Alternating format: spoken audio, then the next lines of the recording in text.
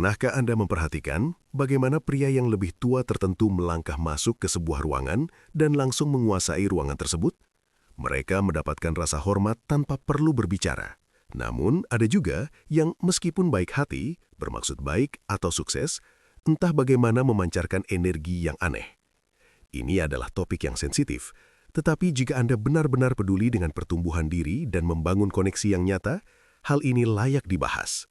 Hari ini di Stoic Pro, kita akan membahas 3 kesalahan diam-diam yang secara tidak sengaja dapat membuat pria yang lebih tua merasa tidak nyaman berada di dekatnya. Lebih penting lagi, kita akan membahas cara mengganti pola tersebut dengan kehadiran yang terasa mantap, tenang, dan benar-benar menarik. Ikuti saya, karena memahami hal ini dengan benar dapat sepenuhnya mengubah cara Anda bersikap selama sisa hidup Anda. Kesalahan pertama adalah keterikatan pada hasil.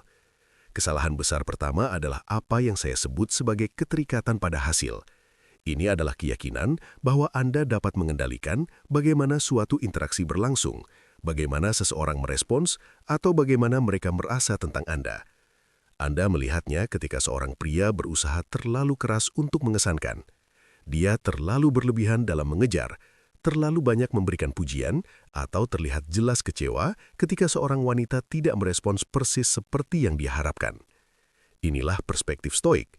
Mencoba mengendalikan hal-hal itu adalah jebakan. Stoikisme mengajarkan bahwa kita hanya memiliki kendali atas keputusan kita sendiri, pola pikir kita, dan tindakan kita. Kita tidak dapat memutuskan bagaimana orang lain bereaksi. Ketika rasa harga diri Anda bergantung pada faktor eksternal, seperti persetujuan atau validasi, Anda menyerahkan kekuasaan Anda. Orang dapat merasakan keputusasaan yang tenang itu dari jarak jauh. Seorang pria stoik tampil sebagai diri terbaiknya, bertindak dengan integritas, dan kemudian membiarkan hasilnya menjadi apapun itu. Dia tetap tenang, baik ketika dia dipuji atau diabaikan. Ketenangan kemandirian itu bukan hanya damai, tetapi juga magnetik. Jebakan kedua adalah apa yang saya sebut sindrom kejayaan masa lalu. Ini muncul ketika seorang pria yang lebih tua terlalu bergantung pada siapa dirinya di masa lalu, alih-alih siapa dirinya saat ini. Dia mungkin terus-menerus menceritakan kembali kisah-kisah dari masa lalu yang indah, dengan santai menyebut-nyebut nama orang terkenal, atau mengharapkan rasa hormat otomatis hanya karena usianya atau prestasi masa lalunya. Terkadang dia mengabaikan pandangan orang yang lebih muda, atau mengalihkan setiap percakapan kembali ke dirinya sendiri. Stoikisme menembus ego itu dengan kebenaran sederhana. Prestasi masa lalu tidak menjamin rasa hormat di masa kini. Kaum Stoik mengingatkan kita bahwa karakter diukur pada saat ini, bukan bertahun-tahun yang lalu, bukan beberapa dekade yang lalu, tetapi saat ini.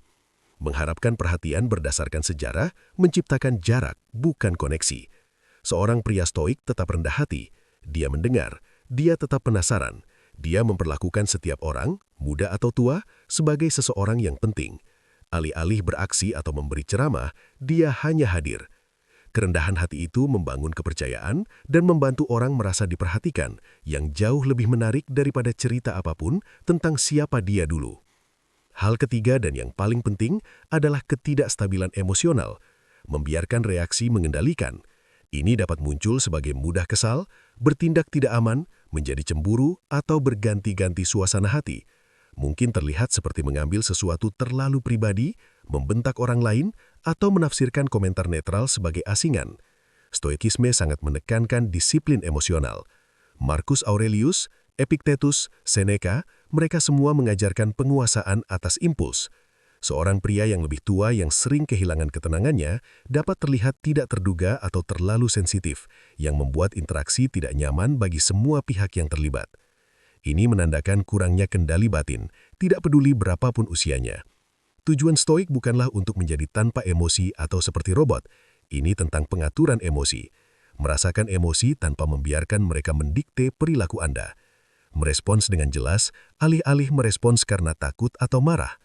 Seorang pria yang tetap tenang di bawah tekanan, yang berhenti sejenak sebelum berbicara, yang memilih stabilitas daripada impuls, itulah pria yang dipercaya dan dihormati.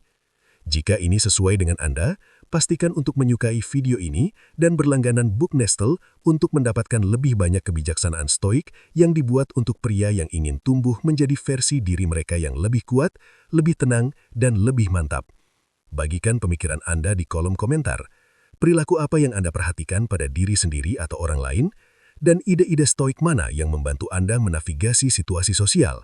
Saya ingin mendengar perspektif Anda. Sampai jumpa lagi, tetap disiplin,